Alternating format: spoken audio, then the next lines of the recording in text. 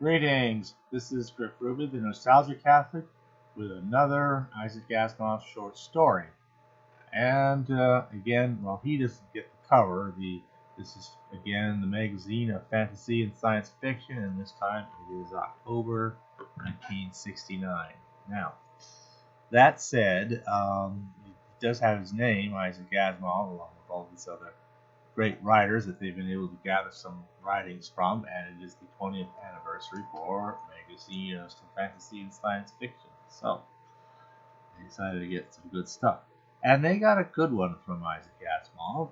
This one is titled, very first one listed as a novelette, kind of short for novelette, but okay, a novelette, Feminine Intuition, and that's Isaac Asimov on page 4. So, let's take a look at page 4. Okay. There is no artwork. No, there's no artwork associated with it. There is a small blurb, and the blurb reads like this. One nice thing about an anniversary issue is that it gives us a bit of leverage in attempting to pry our busy science editor away from his other projects long enough to write some fiction. The good doctor has responded with the first Susan Calvin robot story in 12 years. A fine SF puzzler about a robot who is as creative and intuitive as she is logical. That's right. She. Female robot. Somehow being a female robot gives this robot feminine intuition. How did they do that? Well, it's kind of welcome to see Susan Calvin get pulled out of retirement. Maybe one more last time. I don't know if we'll see her again or not, but after 12 achingly long years without Susan Calvin, it's a welcome thing to see her show up again, but not till the latter part of the story. The first part is they come up with this idea of trying to make a feminine type robot. Now they have a very particular plan here. The thing is, they're trying to find out. They now have the ability, barely, kind of, sort of, and very expensive, to do a hyperspatial jump to some remote part of the galaxy so that they can go visit some remote star, see what's there, and then hopefully find their way back and be able to tell us what they found there. So, that said,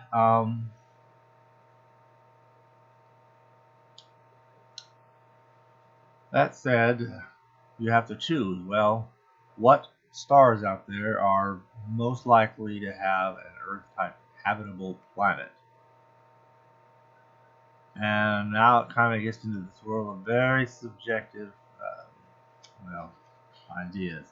So they come up with the idea of a robot. They gave it the letters JN, and of course 1, 2, 3, and 4 are models that were not entirely successful. Finally, we get up to number 5, and 5 is the one. When Susan Calvin resigned, somebody named Clinton Madarian basically ended up taking her place in the United States Robots and Mechanical Men Incorporated. Okay, where she had worked for her whole professional career. She's now elderly, 80-something, retired, and don't pull her out of retirement. When I said pull her out of retirement, I don't mean you just pulled her character out of retirement for another story. The character in story is also pulled out of retirement. So, because Madarian was obviously very, very brilliant, and it just kind of made sense that he would be like the new Susan Calvin. So he had this idea of a project where it would be down to, there's a lot of different things inside the robot to design it. You specialize it to this or that, and different limitations you put in the robot to define its purpose and direct it to its purpose. But then he decided to take away all of that, other than the basics of the 3 laws themselves and nothing else. So, quite aside from the 3 laws, there isn't a pathway in the brains that isn't carefully designed and fixed. We have robots planned for specific tasks and planned with specific abilities. That is, at every level below the 3 laws, the path may be made open-ended.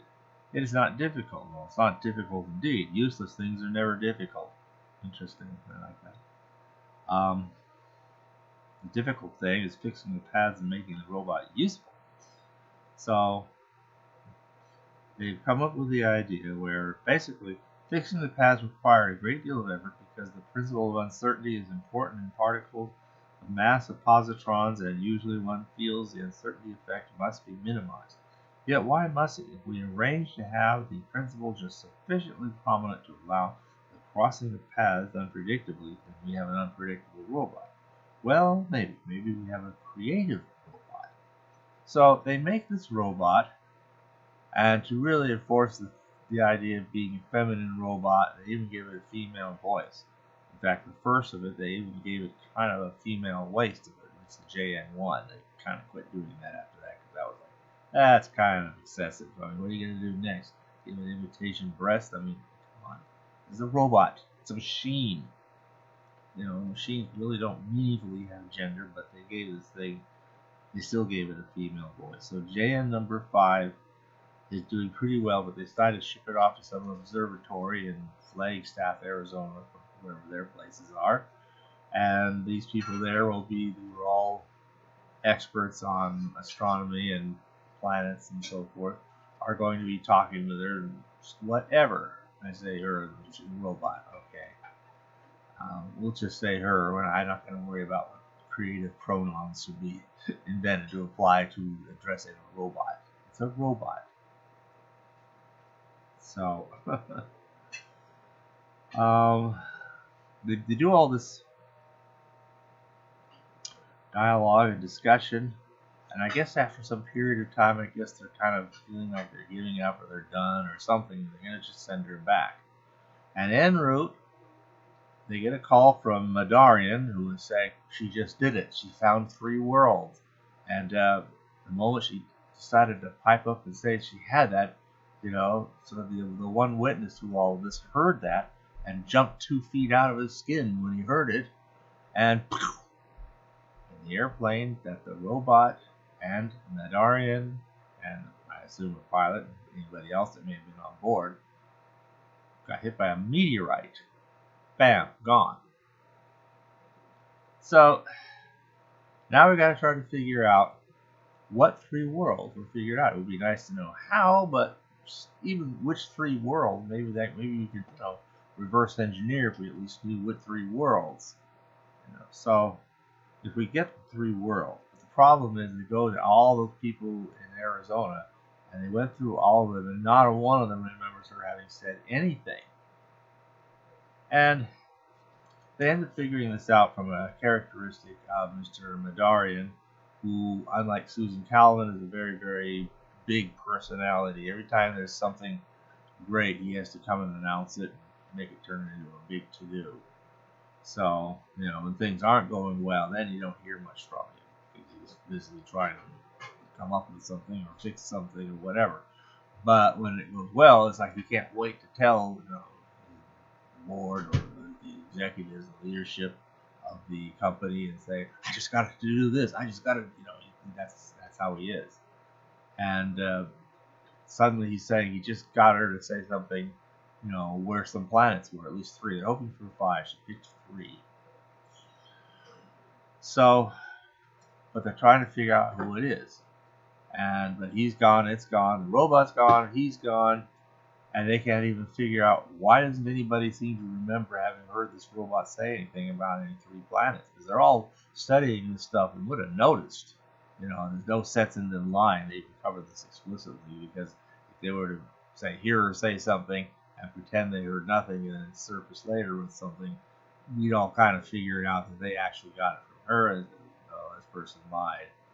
So there's nothing they can do, but nobody's heard it. So what was he talking about? How could he have heard that? And turns out the witness was, as it turns out, was the truck driver driving it from the place in Arizona to the airplane. That was the person, I guess, because they had her all packed in a box, but they wouldn't deactivate this robot because it had to be allowed to do its subjective feminine intuiting, so to speak, uninterrupted. And then suddenly, I guess from its box, it spoke. Well, the truck driver must have heard that, and he jumped out of his skin, not because he had any comprehension of what was being said, but simply because he heard something out of his box suddenly talking. Fortunately, he also managed to remember what the planet's coordinates or something about the planets so that we could identify them. But how do we figure that out? Well, that's where Susan Calvin comes in. See, Susan Calvin used her thinking and figured out, Madarian would have told you right away. If somebody back at the center heard this robot say something, why would he wait until he was all the way up in the plane to announce it? No, I mean, they were moving the thing around in a truck, and maybe he didn't have access to any communication. So they're moving along, they're driving to the airport. The robot makes this thing. The truck driver freaks, but also has heard something that he will remember usefully later on. And he gets the robot all in the box, put on board the plane. They take off, and once they've taken off, now the pilot has a way to talk. He goes to the radio and types it into the company, and yeah, guess what? We finally got the coordinates. It's the last moment. I thought we weren't going to get anything, and then we suddenly did. And but who will even figure that out? And therefore, say, well, let's talk to the truck driver. So that was kind of a clever thing. And the funny thing is that the Susan Calvin at the end explains, and I'm at the risk of giving something away here, I'm going to have to say what happened. The two men stared at Susan Calvin. How did she come up with that? Bogart, you might remember him, one of the early guys. He's still there, but now getting close to retirement. Afraid to believe, whispered, "How can you be sure?"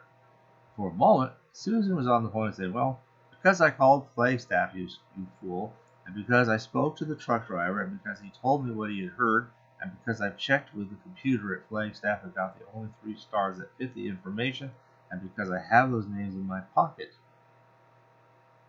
But she didn't. Let him go through it all himself. Carefully, she rose to her feet and said sardonically, "How can I be sure? Just call it feminine intuition." Interesting thought. So, that's a good story. I'm he's back. He's really back.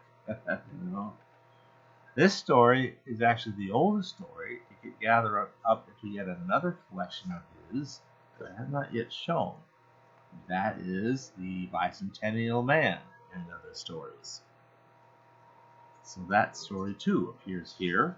In fact, there is one thing older of his that appears in this book, but I haven't covered it because it's not a story, it's a poem called The Prime of Life. The poem is contained in the same issue of this that had his just the key, the Wendell Earth story. It was included in there. And there's one small change between the way it's included there and here, which this book actually discusses. Because it was supposed to, there was one line in there where somebody says, "Why, stars above, it's Asimov." Okay, kind of rhymes, it has the good rhythm, and somebody has come up with the idea, let's get even better. And why, Mazel Tov, it's Asimov. Rhymes even better. I don't know, kind of plays on a Jewishness that in many ways is more just family history than anything else. Though that too did once surface in a great story we covered a while ago, Unto the 4th Generation. So it's kind of nice to see a tiny dose of that resurface again. At any rate, after that poem, the next thing, and the oldest story, the actual story contained in here, is the one we just did, Feminine Intuition. And that is a welcome return to the character of Susan Calvin, and I thank you all for listening.